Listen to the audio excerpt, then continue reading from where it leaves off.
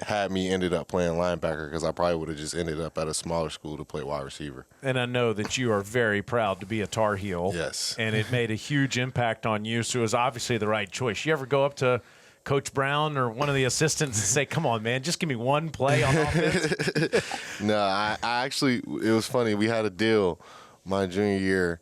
It was so funny in the bowl game. If we were like blowing them out towards the end, Coach would throw me a goal line fade at the end, but that didn't quite happen, unfortunately. But definitely always advocated for that one wide receiver play, showing what I had.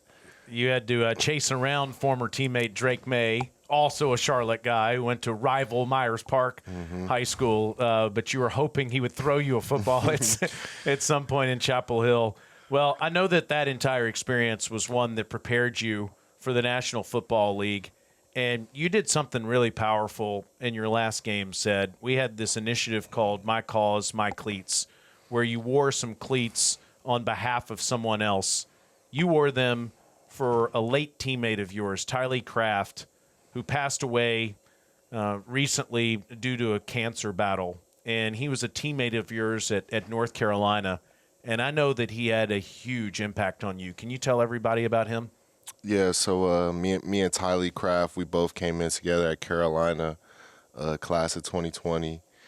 And we just kind of came in together. We, became close, spent a lot of times, football, practice, meetings, whatever, dorm mates, all different kind of things like that. So spent a lot of time with each other. And I remember, I think it was spring ball going into our sophomore year is when we kind of found out, and when he was diagnosed with lung cancer. And it was just an uphill battle for him since then. But he continued to fight. He was, still taking classes. He was still working out. He came to team workouts. Like I was telling you earlier, I remember times during the summer we were doing sprint workouts, and he's going through all this therapy, chemotherapy, and he's still out there with us. And just such an inspiring person to just have around the team and to call a friend. He just went through so many different things. And unfortunately, he had passed away last year, about October last year, due to the cancer. But he fought it, and he fought it hard for a good 4 years. So extremely proud of him. He's very, very inspiring, and I'll always remember him and always, keep him by my side. He made a big impact on you. You can tell that you carry him with you as a professional football player. Yeah, definitely do. And after you finished your Tar Heel career, you get drafted by the Tennessee Titans. You come here to Nashville. What did that feel like? An amazing feeling. I definitely still remember that day. My mom, my brother, they always just talk about that day, how magical it was, and just my journey and just everything that I've been through to kind of get to this point is definitely a very fulfilling feeling to kind of make it here, and just continue to now being here and now being able to make an impact on the team this year. It's still so surreal for me at times, but definitely just very proud of the growth. And you get injured at the end of training camp in late August last year, and you're not able to play football for a couple of months before you finally could make your debut in the regular season. I would imagine that's some real adversity, Ced. What was that experience like? Yeah, it was definitely a tougher time in my life. I've played football my whole life, and I don't think I ever really had a huge, big injury that kind of kept me out. How that injury kind of kept me out. So I think it was not only just facing that injury for the first time. You see people who go through it a lot, and you feel for them, but actually being that person, it was definitely a different perspective. But I think also, it just being my rookie year as well, and coming in and feeling the need to prove yourself, and not kind of being able to kind of weighs on you mentally. So it was definitely a tougher time, but I just leaned on my faith, leaned on my family, leaned on my mom and my brother. Those are my aces, the people that I lean on and talk to the most, and just kept my head high, and really just kept grinding through it all. And, opportunity will show itself at some point, and just prepare yourself and get ready for it. You had 15 tackles against the Indianapolis Colts when they finally let you out there on the field last year. So you were doing some of this last year. But would you say that this offseason is the biggest reason for why you're playing at this level now? Yeah, I definitely would credit it to this offseason. I think I've grown so much, just skill, technique, scheme, just learning football, learning how the game is played at the NFL level, I think, are all things that I've just learned and have gotten better throughout the offseason. I think has ultimately contributed to my play. Did you go anywhere to train? Is there a certain thing that happened in your training that kind of led to this? No, I actually stayed here this offseason, so I was actually here with the strength staff here most of the offseason. So I didn't do nothing crazy or anything special. I think I just, try to come in and work every day and just grow and continue to learn. You're such an example. Everybody throughout this building talks about your love of the game, how hard you work at it, and the way that you play out there on Sundays. I know that you don't want to be in the situation you're in right now from a wins and losses standpoint, but everybody said the culture is still strong around here. You've been on a lot of football teams. Tell us about this culture right now. Yeah, well, I think the biggest thing that I love about this team, through everything that we've been through, like you said, wins have kind of been hard to come by. I don't feel nobody giving up. Mm-hmm. I don't feel nobody quitting. I feel men who are still coming in every day, ready to work, ready for a new challenge, and ready to just find a way to turn this thing over. And I think that's the most encouraging thing that we have going on here. I think we have a lot of young players, including myself, rookies, second-year guys who are really kind of growing into their own and getting better by the day. And I think we really are building something here. It might be harder to see right now, but I do believe, we continue to grow, continue to get better, things will change. Well, I have no doubt with the way that you're playing right now that'll be the case. All right, some rapid-fire questions. You have over 100 tackles as we sit here right now in the NFL season, one of the best in the National Football League. Do you have a favorite tackle this year? Favorite tackle?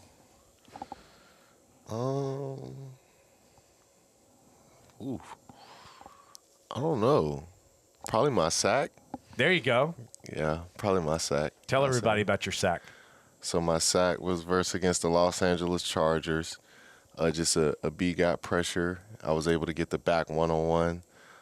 So you got to run through his face. So kind of ran through his face a little bit and was able to sack Justin Herbert. Yep, it was a great moment at Nissan Stadium. All right, some other fun ones. I know that Michael Jr. and Devon, your brothers, treated you like a little brother. You've been open about that. Are they still treating you like a little brother now that you're in the NFL? Nah. It's a running joke now. I tell them I'm big bro now. No, but they were definitely, rougher on me, growing up. I contribute a lot of my success to them just, bullying me, but in a healthy way. You know what I'm saying? Coming up, just being hard on me. And just pushing me to be, the man that I've become today, particularly my oldest brother. I remember, like, in high school, we would run routes in the backyard and different things like that. So just definitely one of my biggest fans, so definitely appreciate both of them a lot. When you go home to Esther, what's the meal you have to have? When Mom is fixing food, what do you have to have? Probably steak, mashed potatoes. I love her mashed potatoes. I love me a good steak. Said, what was your favorite pro team in any sport as a kid? Probably I'd say the Pittsburgh Steelers. Really? Was my favorite team coming up. I'll never forget. In 2008, this is when I became a Steelers fan. If you know, they won the Super Bowl that year versus the Arizona Cardinals. That was like my first Super Bowl that I ever watched. I had to have been like 6 or 7 years old at the time. I was like a Steelers fan ever since then. I fell in love with Troy Polamalu and James Harrison, Hines Ward, Ben Roethlisberger, just name a few. that was like my favorite team coming up. In the midst of Ravens and Commanders fans when you're really little, living in the D.C. and the DMV area, and then moving to Charlotte around Panthers fans, you were still a Steeler guy. Yeah. Obviously now you are a Titan. Yeah.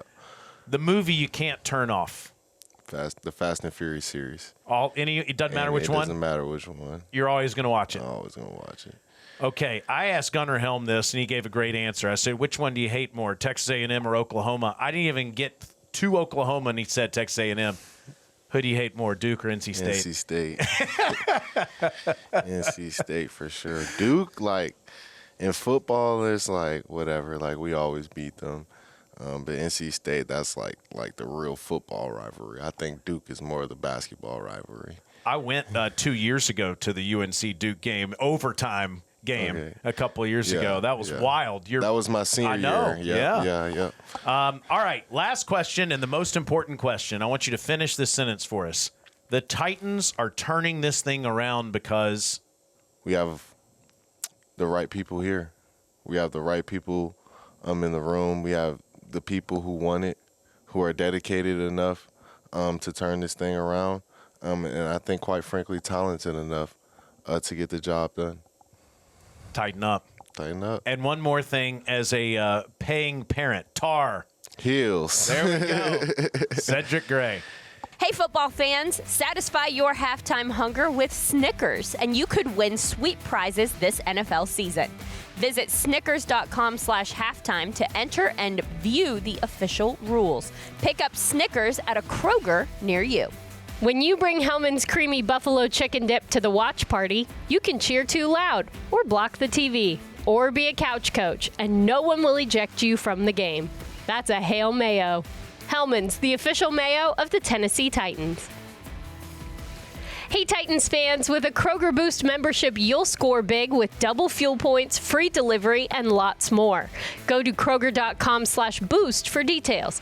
Kroger, the official grocer of the Tennessee Titans. Tighten up. Now back to the OTP. Now moving on to another Titans defensive player. We're going to talk about Jeffrey Simmons, but before we do, I want to make sure to take some time and have a cookie break brought to you by Christie Cookie. They have these Thanksgiving tins. It's not too late if you would like to get a tin of Christie cookies to take to your family's house. Nothing says, I feel like I need to bring something, but I forgot. Here are some cookies. I think that's a great way to show up at any family gathering or a Friendsgiving, you know. The oatmeal raisin cookies are my personal favorite. There's also chocolate chip, white chocolate macadamia nut. There are tons of options, and they have brownies, which are also really stinking good. So ChristieCookie.com for all your information. The holidays are coming. You want Christie Cookie to be a part of that. Now, Big Jeff, I promised you Jeffrey Simmons, and here it is.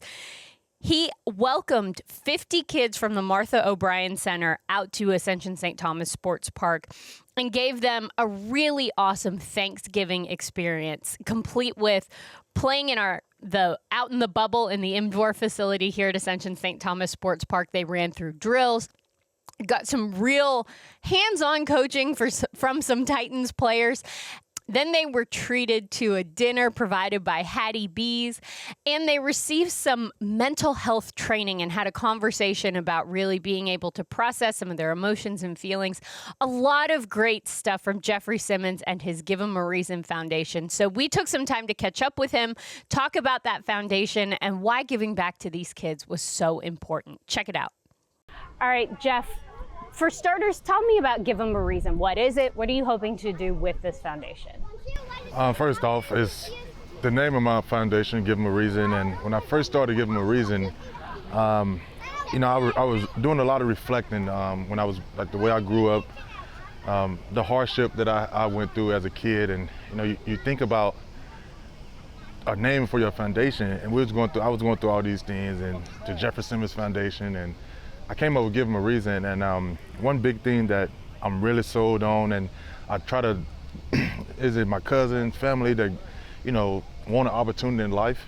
And I'm big on give people a reason to give you an opportunity in life. Give people a reason to come give you a scholarship to go to college and things of that nature. And still to this day, like, a lot of, sometimes you can have family members that, maybe sit on the couch and I need a job, but are you getting off the couch and giving people a reason to give you an opportunity to come in for a job or things of that nature. But, that's the reason why I started my foundation with the name, Give Them a Reason. But, my foundation is surrounded by the youth.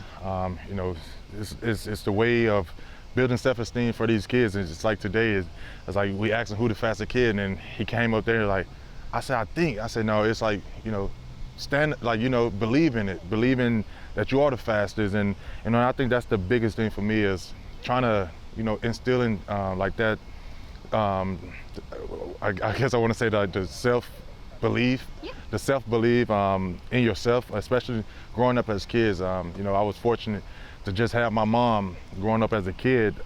And it's like, I had to be the one that, and my mom, of course, helped me with that, but I was the one that, believed in myself I can be that guy, I can be the man of the house. And the same thing, like I said, with my foundation, I just try to, build that self-esteem with our youth and just create more opportunity. Like today, to be able to have these kids coming to the NFL facility and running around, like, that's an opportunity that some of these kids probably would never ever get. So just to partner with Martha O'Brien Center here in Nashville, like, it means a lot. We all know Thanksgiving right here around the corner, and I'm just thankful to be able to do that, to be in a position to be able to do this. So you're always investing in kids, whether it's here in Nashville, whether it's Middle Tennessee overall, whether it's back in Mississippi. You are constantly doing things with kids. Why was that the thing that you knew, like, that's the important thing for me? I always said, and I believe it, they are our future. When you come from a small town, like myself, small town Macon, Mississippi, my mom raised 5 kids by herself, and you realize that when you don't have much in a small town, it's a lot of things, bad things happen from young kids. You see it all over social media. Our young kids are throwing away their life, to either drugs or going to jail or someone getting killed. So it's like if we keep, and myself with my platform and throughout the NFL, guys using their platform, we continue to use our platform to bring light into our community, to keep instilling in and talking to our youth and trying to touch our youth, because you just never know who you can touch, who life you may change. And like I said, it starts with our youth, and we have to keep instilling and keep making sure we're putting our time in our youth, because like I said, they're all our future, and we have to keep pushing everything we can into them. It feels like every year the footprint of impact that you have, the amount of events that you have, the things you're doing, it keeps growing and growing and growing. So from the day you got drafted, when you said, I'm going to make an impact, to what it is now, it's grown exponentially, and it feels like it keeps getting bigger. Are you concerned you're going to run out of things that you can do or places that you can get involved?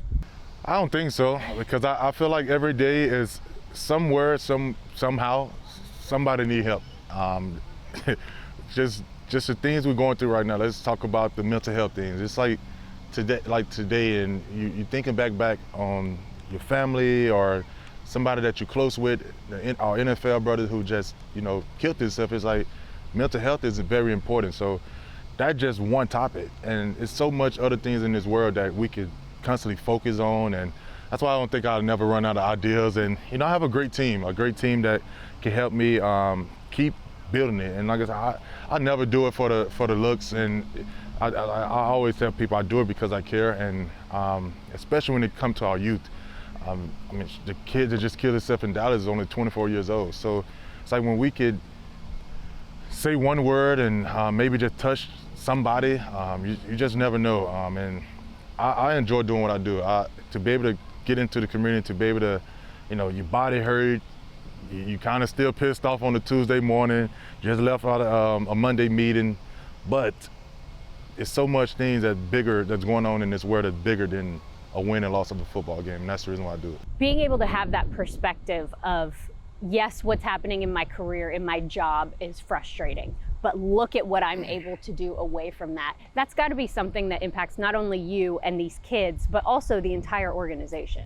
I would hope so, because I always, and one of the biggest things that one of the things that I really love doing each and every year, especially when it gets around to the holidays, I go over to that children's hospital and I go in that room, and them kids, like, it's like when I walk in there, I just kind of get chills, because I know that these kids are dealing with, cancer and trying to fight a sickness to save their life. And yes, the game of football is so dangerous, but to be able to walk off that field and, with my, head up, chin up, and to be able to walk into the hospital like on a Tuesday morning and to see these kids with a big smile on their face, it's like, why in the hell can I not, be okay with a win or a loss, no matter what it may be? Just be grateful to be able to play this game of football. Everybody, the little kid in there, one of the kids I was talking to, he wished he could still play the game of football. And, that's the reason, that's my why, especially when I'm able to do this job. Yes, it's a hard job, but I also know that things on the outside world is so much more to be worried about and so much more important things than to be walking around with my head down because of a loss. Titans fans, SeatGeek is the official primary ticketing partner of Tighten Up and here to help you experience all the action this season. SeatGeek makes it easy to find the perfect seats to the perfect game so you can be part of all the touchdown celebrations and momentum-shifting takeaways this season.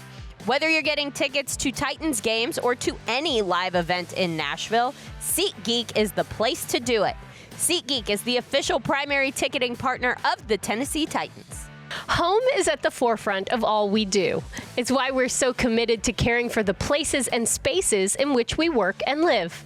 Ashley, the official furniture provider of the Tennessee Titans. Genesis is the first and only official jeweler of the Titans, having earned that title since 2006. Titans players, coaches, and fans trust Genesis for the absolute best in selection, quality, customer service, and of course, value. For diamonds, engagement rings, designer fashion jewelry, and the largest selection of luxury pre-owned Rolexes in Tennessee, Genesis is the hands-down winner. Genesis Diamonds in Green Hills and Cool Springs, the official jeweler of the Tennessee Titans. It is time for the Little Caesars Real Deal matchup of the game, and here's the deal. This week, the matchup that I'm looking for is all of us, myself, everyone here at the Tennessee Titans, you guys, the OT people, all of us against our Thanksgiving meals. Now, we all need to remember here, this is a marathon, not a sprint. I need you guys to pace yourselves. Nobody's getting sick on my watch today. We are going to eat slowly, we are going to eat in courses, and we are going to go back for seconds. These are all things that we're going to do this Thanksgiving as we are conquering what is hopefully for everyone a major, delicious, but major meal. Titans fans, get 15% off your Little Caesars order of $15 or more at participating stores using code TITANS15 at checkout. That, of course, excludes taxes and other fees. Pizza. It's an AFC South division game at Nissan Stadium this Sunday. The Tennessee Titans take on the Jacksonville Jaguars. Kickoff for that game is at noon. You don't want to miss it. Might be a little chilly, so be sure you bring a jacket and maybe a poncho. There might be some rain.